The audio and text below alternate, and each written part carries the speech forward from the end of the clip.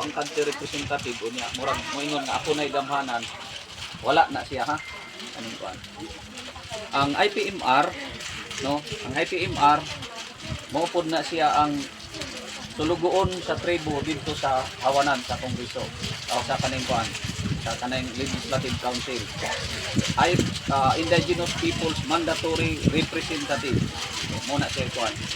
ang pagpa kuan ana lahi nga guideline ang gilubay no naagi hapon siya termino ulo ka tuig i-renew sunod hantod sa tulo ka term sa ato pa taman ra siya og 9 years pinaka maximum kana siya ang kuan sa IPMR ang pagpili ana sa bag-o nga guidelines mo identify ang IPS kung kinsa ang mga selectors or katong gimutan mo to ang atong gisgutan diri kanang indigenous political structure no or kanang kuan naaga ni usay misconception ana nga kod nga ang isa ang community pwede ba na ay IPS ang kantong walay ancestral domain no wala siya ang mga pananan karon ang gisgutan na balik ko nako kanang IPS kung kaning IPS o kanang tribal council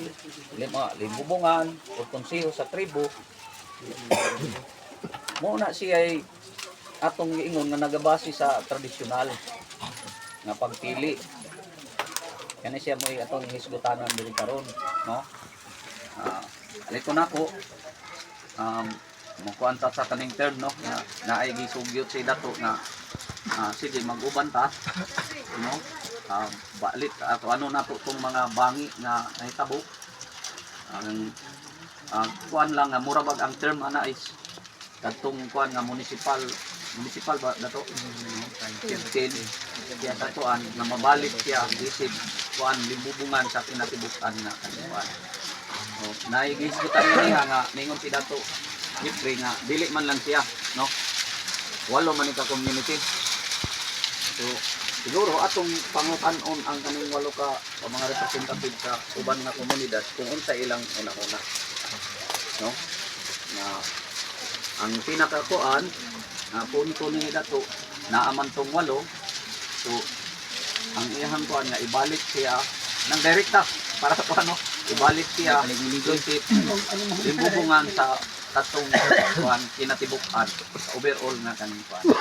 kana siya ang hisgutanan nga kanang ilabay nako sa mga lideres sa matag komunidad nasa lista sige Paila dato ang Kalimanon sa kuan sa barangay Malubog.